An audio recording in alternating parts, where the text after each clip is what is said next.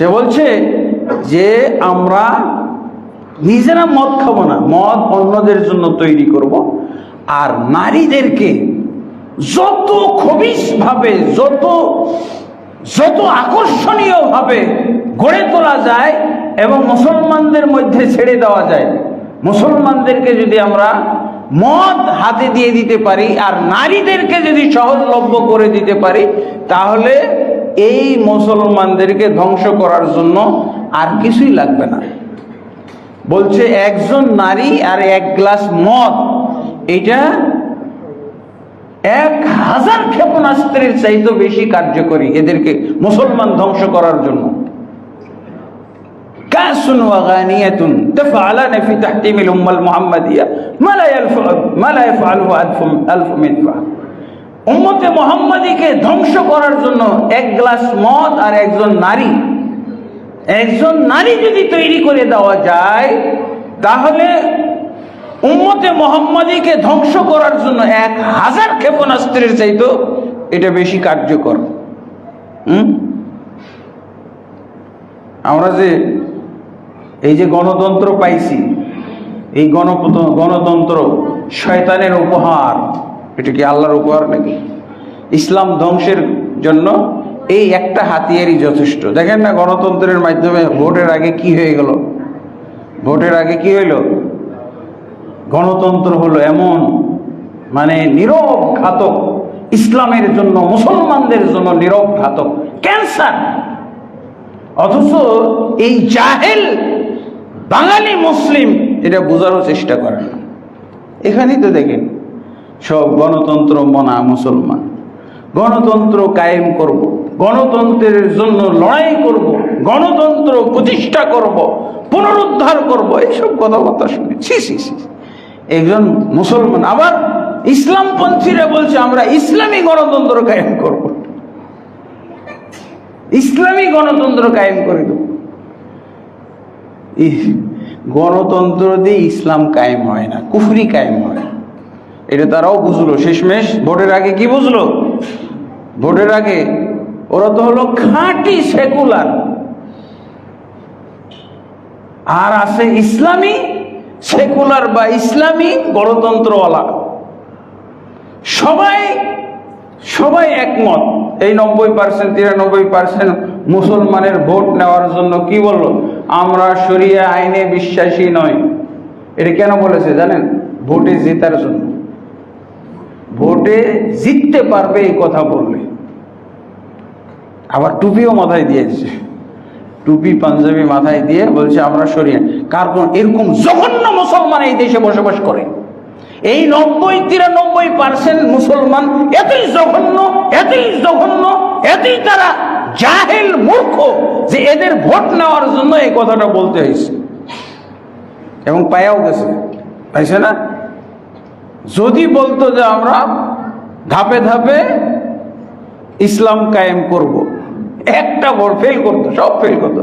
প্রথম আমরা 5 ওয়াক্ত সালাত কায়েম করব।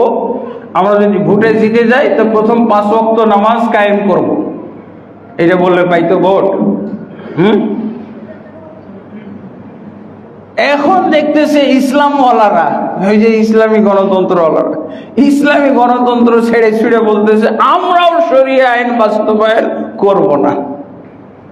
যদি আমরাকে ভোট দিয়ে জিতাই দাও, ভোটে নির্বাচন করো, আমরাও বলছি ইসলামী সংবিধান বা ইসলামী শাসন বাস্তবায়ন করব না। কারণ কি? জনগণ এরকম খবিশ জনগণ, জঘন্য জনগণ, এই ইসলাম বিদ্বেষী জনগণ আগে ইসলামী বিদ্বেষী। নাহলে নেতারা বলে নাকি রাজনৈতিক এই 80 বছর যাবৎ দিন কায়েম করব বলতে বলতে ভোটের আগে উনি যখন বলে ফেলছে যে আমরা শরিয়া আইনে বিশ্বাসী না, বলছে তাহলে তো এরাই ভোট বেশি পেয়ে যাবে। ওরা তখন তারপরে আবার তার সাথে একটু মিলাইলো যে আমরাও ইসলাম বাস্তবায়ন করব না, আমরাও শরিয়া আইন বাস্তবায়ন করব না, আমাদের ভোট দাও। এখন বিশ্বাস করলো না। বুঝছে সারা 80 বছর শুনলাম তোমরা দিন কায়েম করবা, আর হঠাৎ করে এসে বলতেছে না তোমরা দিন কায়েম করবে না।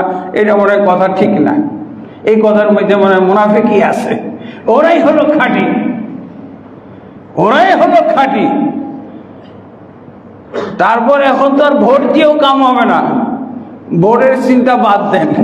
এখন কোন দেশে এই যে ইলেকশন ইঞ্জিনিয়ারিং পড়া আছে সেখানে ভর্তি করেন, যদি ক্ষমতায় যাইতে চান। ইলেকশন ইঞ্জিনিয়ারিং পড়া হয় কোন ইউনিভার্সিটিতে, ওইখানে এখন ভর্তি করো।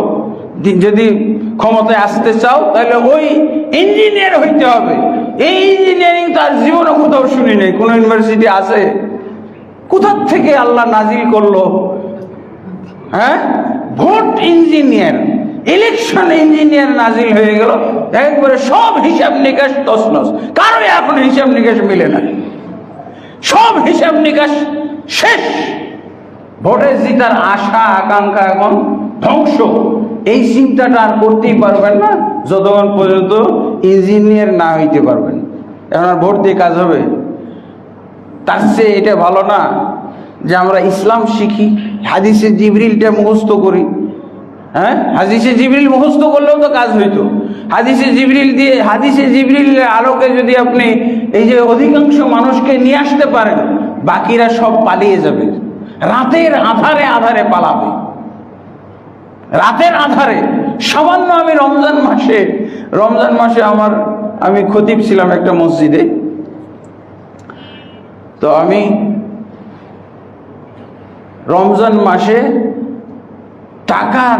টাকা উঠিয়ে দিয়ে কি করলাম, চাউল খাদ্যদ্রব্য দিয়ে ফিতরা চালু করলাম। তো জনগণকে এমনভাবে বুঝাইলাম, মুসল্লিদেরকে বুঝাইতে পারলেই তো হইল। এমনভাবে তারা বুঝে গেল যে দেরি হয় না, ওই রমজান থেকেই তারা খাদ্যদ্রব্য দেওয়া শুরু করলো। 300 ঘরের মধ্যে 297 ঘর চাউল দিল। কারণ কি? আমি তাদেরকে যেভাবে বুঝাইছি, কোরআন এবং হাদিস বুঝিয়েছি। এরা তো গরু ছাগল না ভাই। জনগণ কি এত গরু ছাগল? ইসলাম বুঝবে না, কিন্তু ইসলাম বুঝানোর লোক কই? ইসলাম বুঝানো ছাড়া আমরা চাই দিন কায়েম করতে, নিজেই ইসলাম বুঝতে রাজি না, তো আমি বুঝাবো কি? 297 ঘর চাউল জমা দিল। ওরা আবার খাতায় লিখতেছে 3 জন দেয় নাই। কারা দেয় নাই? দেখা গেল 3 জন নেতা দেয় নাই, রানিং মেম্বার, সাবেক মেম্বার, আর কি আর একটা দলের, এই যে গণতান্ত্রিক দলের আর কি এক নেতা এই গ্রামে। 3 না 4 জন দেয় নাই। এখন 4 জন দেয় নাই, লোকজন ওদেরকে খুঁজতেছে। দেয় নাই কেন? ঐক্যবদ্ধ তো, সব মুসল্লি ঐক্যবদ্ধ। এখন ওরাই পালিয়ে বেড়াচ্ছে, বুঝছেন? পথ পাইতেছে না, দেখা করতে লজ্জা বোধ করতেছে, রাস্তাঘাটে বের হইতে লজ্জা করতেছে। চিহ্নিত হয়ে গেছে লোকজনের সামনে, চিহ্নিত হয়ে গেছে এগুলো সব হইলো ঐক্য বিরোধী। এই 3 জন নেতা নাকি ঐক্য বিরোধী। এক নেতা মসজিদে এসে হইচই করতে আসছে। আমি দেখলাম যে তার 3-4 দিক থেকে জোড়া কিল তার উপরে, তার গায়ে বসানোর জন্য রেডি। 4-5 জন পাশের থেকে, এক নেতা খালি আপত্তি উঠাইছে, তাকে মারার জন্য 4-5 জন মুসল্লি জোড়া কিল তুলছে। এরপরে তারা এখন আফসোস করে বলছে, এখন তো তোমাদের নেতা আকরামুজ্জামান, আমরা নেতা না। রাজনৈতিক অনেক কাজ কাম আছে না, এগুলোর জন্য যাই যখন তাদের সবাইকে আফসোস শোনায়, আমরা তো তোমাদের কেউ না, তোমাদের নেতা। তা আলহামদুলিল্লাহ শেষমেশ ওই নেতারাও এক পর্যায়ে এখন চাউল দিতেছে। নেতারা পর্যন্ত চাউল দিছে। তুমি দিন না বুঝাইতে পারলে কি হবে? তোমার দ্বারা দিন বুঝাইতে ব্যর্থ,